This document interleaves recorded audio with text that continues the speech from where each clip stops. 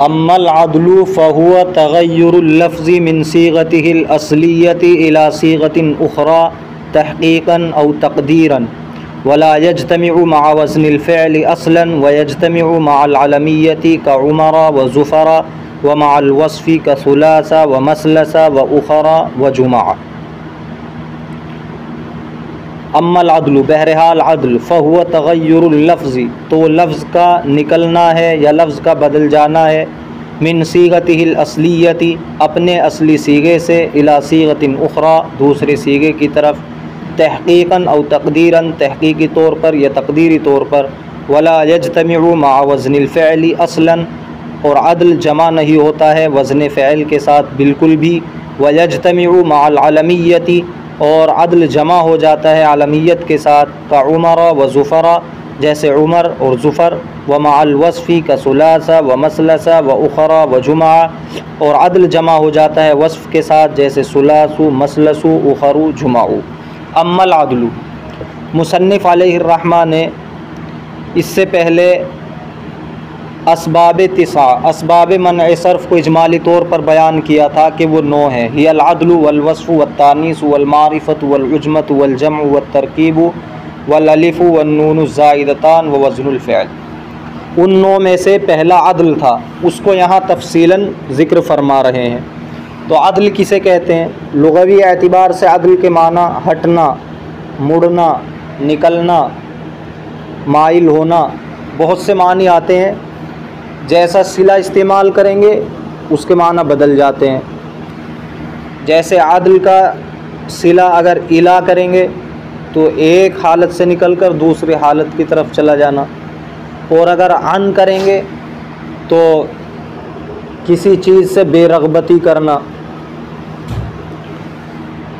और अदल के इस्तिलाही माना यहाँ पर यह है कि लफ्ज़ का अपने असली सीगे से निकलकर, जो सीगा कायदे के मुआफ़िक था, असल के मुताबिक था, उस असली सीगे से निकलकर बग़ैर किसी कायदे सरफ़िया के दूसरे सीगे की तरफ चला जाना। किसी कायदे के मुताबिक ना जाए बल्कि दूसरे सीगे की तरफ बग़ैर कायदे के चला जाए और उसका मादा बाकी रहे, मादा बाकी रहे, माना भी बाकी रहे, तो वो अदल कहलाएगा।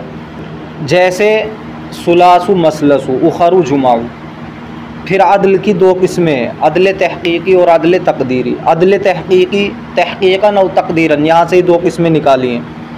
तहक़ीक़ी किसे कहेंगे? अदल तहक़ीक़ी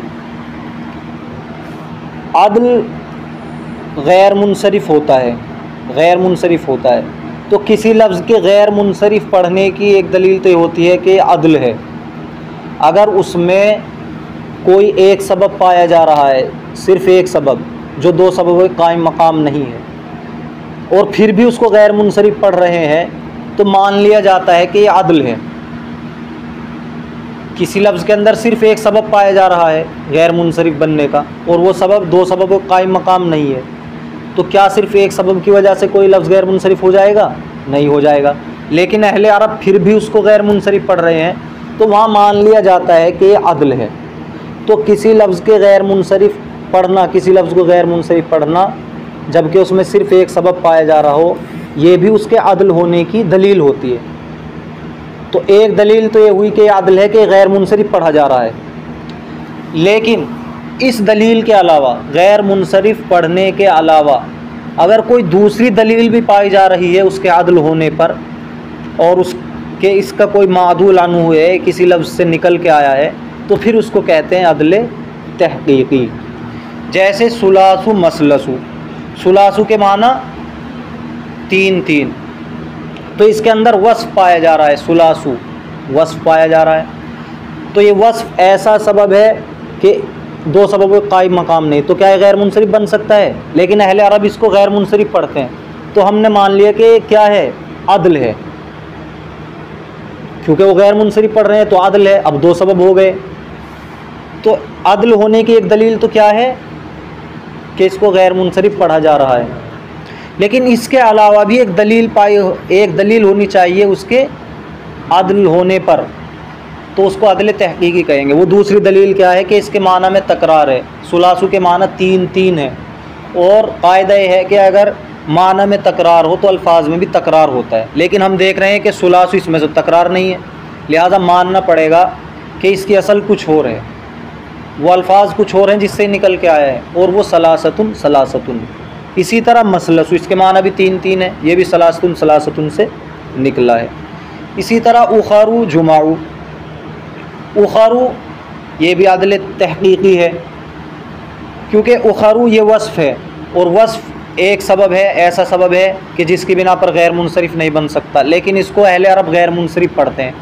और जिसको सिर्फ़ एक सबब की बिना पर गैर मुनसरिफ़ पढ़ा जा रहा हो, 2 सबब ऐसे ना पाए जा रहे हों जो गैर मुनसरिफ़ के लिए ज़रूरी हैं, यस एक सबब वो ऐसा ना हो कि जो 2 सबब के कायम मकाम है, सिर्फ़ एक सबब ऐसा पाया जा रहा है कि उसकी वजह से वो गैर मुनसरिफ़ नहीं बन सकता, लेकिन फिर भी अहले अरब उसको गैर मुनसरिफ़ पढ़ रहे हैं, तो इसका मतलब ये है कि उसमें फ़र्ज़ कर लिया जाएगा कि अदल है।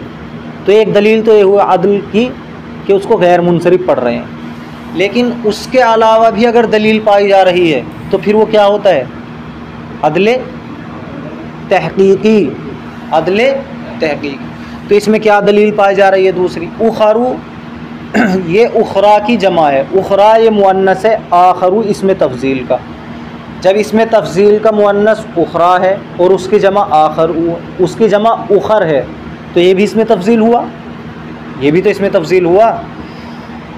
और इसमें तफजील का इस्तेमाल 3 तरह से होता है, अलिफ लाम के साथ, जैसे ज़ैदुन अफ़ज़लु, ज़ैद ज़्यादा अफजल है, या मिन के साथ ज़ैदुन अफ़ज़लु मिन अमरिन, ज़ैद अमर से ज़्यादा अफजल है, या इजाफ़त के साथ ज़ैदुन अफ़ज़लुल क़ौमी, ज़ैद कौम में ज़्यादा अफजल है।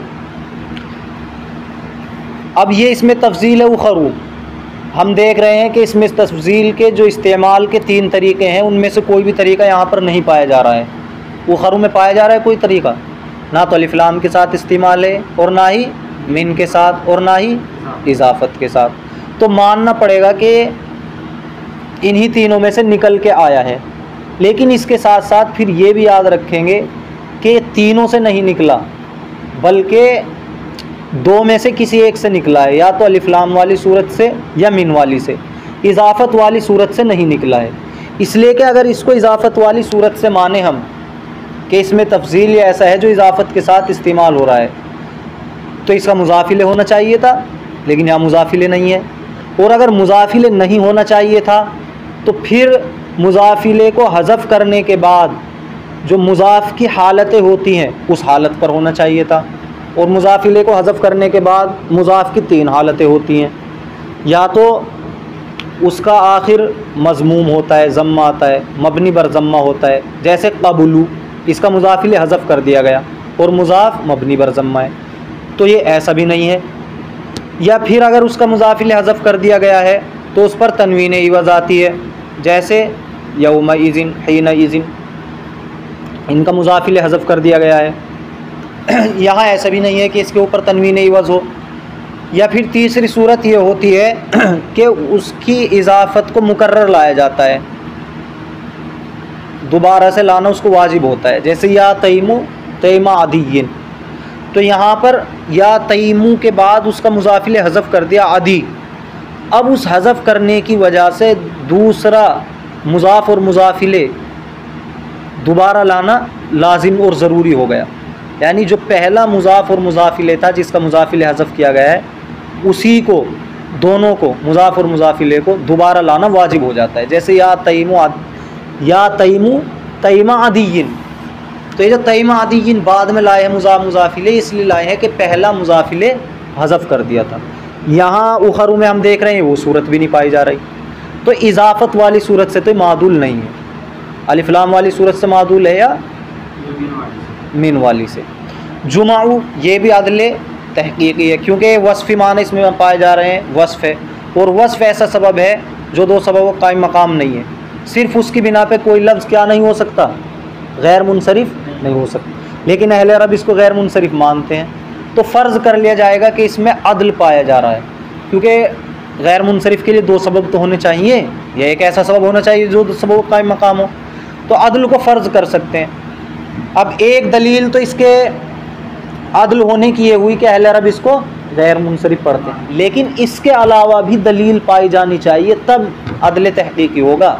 और इसके अलावा क्या दलील पाई जा रही है कि जुमाऊ ये जमा है जमआउ मुअन्नस की, जमआउ मुअन्नस की, और जमआउ मुअन्नस इसका वाहिद है अजमाउ। जैसे अहमरु उसकी मुअन्नस हमराउ। अब कायदा ये है कि अगर मुअन्नस फ़अलाउ के वज़न पर हो तो फिर उसकी जमा, अगर वो किसी ज़ात का नाम है, या तो फ़आला के वज़न पे आती है या फ़अलावात के वज़न पे आती है। जैसे सहराउ मुअन्नस है फ़अलाउ के वज़न पे, इसकी जमा सहारा आएगी या सहरावात आएगी। तो इस जमाऊ की जमा जमा या जमावात आनी चाहिए थी, लेकिन जुमाऊ तो इनमें से कोई सा नहीं है। और अगर जमाऊ सिफत हो, उसमें वस्फ़ी माना पाए जा रहे हों, तो फिर उसकी जमा फ़ुअलुन के वज़न पे आई जाए। अगर फ़अलाउ के वज़न पर कोई मुअन्नस है और उसके अंदर वस्फ़ी माना पाए जा रहे हैं, तो उसकी जमा किस वज़न पाएगी? फ़ुअलुन के। तो जमाऊ की जमा क्या होनी चाहिए थी? जुमउन। और इसमें वस्फ़ी माना पाए जा रहे हैं, तो इसकी जमा जुमून होनी चाहिए थी। हालांकि जुमून नहीं है बल्कि जुमाऊ है, लिहाजा मानना पड़ेगा कि जुमून से मादूल है। और अगर ज़ाती माना लें तो जमा और जमावात से। तो ये तो हुआ अदल तहकीकी। अदल तहकीकी गैर मुनसरिफ पढ़ने के अलावा भी कोई दलील पाई जा रही हो उसके मादूल अनहु पर। और अदल तकदीरी गैर मुनसरिफ पढ़ने के अलावा कोई दलील न पाई जा रही हो उसके मादूल अनहु पर, बल्कि मान लिया गया हो, ऐसे ही फ़र्ज़ कर लिया गया उसके मादूल अनहु। जैसे उमर है, उमर के अंदर एक सबब पाया जा रहा है अलमियत, एक सबब अलमियत पाया जा रहा है, उसकी बिना पर ये क्या नहीं हो सकता? गैर मुनसरिफ नहीं हो सकता। लेकिन अहले अरब अलम को क्या पढ़ते हैं? गैर मुनसरिफ पढ़ते हैं। तो उसके अंदर एक सबब मान लेंगे। और किसको फ़र्ज़ कर सकते हैं? अदल को। अदल को फ़र्ज़ कर सकते हैं, अदल मान ले कि हाँ ये अदल है। तो इसके अंदर अदल क्यों मान लिया? क्योंकि अहले अरब इसको गैर मुनसरिफ पढ़ रहे हैं और दो सबब नहीं पाए जा रहे थे, एक सबब की बिना पर क्या पढ़ रहे थे? गैर मुनसरिफ। तो अदल मान लिया, तो अदल होने की दलील क्या हुई? अहले अरब का गैर मुनसरिफ पढ़ते हैं। अब देखेंगे कि इसके अलावा भी कोई दलील पाई जा रही है या नहीं। तो उमर में इसके अलावा कोई दलील नहीं पाई जा रही इसके मादूल अनहु पर, बस ऐसे ही मान लिया कि आमिर से मादूल है। क्योंकि जब अदल है तो मादूल तो मानना पड़ेगा, मादूल अनहु तो मानना पड़ेगा जिससे निकल का है। ऐसे ही ज़ुफ़र को ज़ाफ़िर से। इसी तरह वला यज्तमिउ मा वज़निल फ़अल असलन, इसका हुक्म क्या है? अब तक तो तारीफ़ात हुई, अदल की लुग़वी तारीफ़ भी हो गई, इस्तिलाही तारीफ़ भी हो गई, उसकी दोनों किस्मों की तारीफ़ हो गई, अदल तहक़ीक़ी और अदल तक़दीरी इसे कहते हैं। अब इसका हुक्म क्या है? इसका हुक्म ये है वला यज्तमिउ मा वज़निल फ़अल असलन, के वज़न फ़अल के साथ जमा नहीं हो सकता। ऐसा नहीं हो सकता कि कोई इस्म अदल भी हो और वज़न फ़अल भी हो। क्यों? इसलिए कि अदल के जो औज़ान हैं, 6 औज़ान, वो मुतअय्यन है। क्या औज़ान है? फ़ुआलु जैसे सुलासु, मफ़अलु जैसे मसलसु, इसी तरह फ़ुआलु जैसे उखरु, जैसे फ़ालु अमसु, फ़ालु सहरु, फ़िआलु इतामु। ये सब क्या है? अदल के औज़ान है। तो ये मुतअय्यन है, इनमें कोई वज़न ऐसा नहीं है जो वज़न फ़अल पर दलालत कर रहा हो, लिहाजा वज़न फ़अल के साथ जमा नहीं हो सकता। लेकिन बाज़ हज़रात कहते हैं कि हो सकता है। उनके यहाँ अदल के 6 औज़ान नहीं है, उसके अलावा भी हैं, तो हो सकता है उनके यहाँ। अलमियत के साथ जमा हो सकता है, जैसे उमर, इसमें अलम होना भी पाया जा रहा और अदल होना भी। वस्फ़ के साथ भी जमा हो सकता है, जैसे सुलास और मसलस, वस्फ़ भी पाया जा रहा है और अलम होना भी। तर्जमा देखें, अम्मल अदल बहरहाल अदल फ़हुव तग़य्युरुल लफ़्ज़ि मिन सीगतिहिल अस्लिय्यति इला सीगतिन उख़रा, तो लफ्ज़ का निकलना है अपने असली सीगे से दूसरे सीगे की तरफ, तहक़ीक़ी तौर पर या तक़दीरी तौर पर। वला यज्तमिउ मा वज़निल फ़अल असलन, और ये वज़न फ़अल के साथ बिल्कुल भी जमा नहीं होता है। व यज्तमिउ माल अलमिय्यति, और अलमियत के साथ जमा हो जाता है। का उमरा व ज़ुफ़र, जैसे उमर ज़ुफ़र। व माल वस्फ़ी, और वस्फ़ के साथ जमा हो जाता है। का सुलासा व मसलसा व उखरा व जुमा, जैसे सुलास, मसलस, उखर और जुमा। और भी आसान इसको बनाना चाहें तो सिर्फ़ अदल की तारीफ़ करें, अदल जो अपने असली सीगे से निकल जाए दूसरे सीगे की तरफ, और किसी कायदे के मुताबिक ना निकले, ठीक है। और फिर अदल तहकीकी तकदीरी की से तहकीकी गैर मुनसरिफ पढ़ने के अलावा कोई दलील पाई जा रही हो उसके मादुल अन्हु पर, जैसे सुलासु, इसके माना 3-3, माना का तकरार लफ्ज़ के तकरार पर दलालत करता है, लिहाजा मानना पड़ेगा सलासतुन सलासतुन से मादुल है।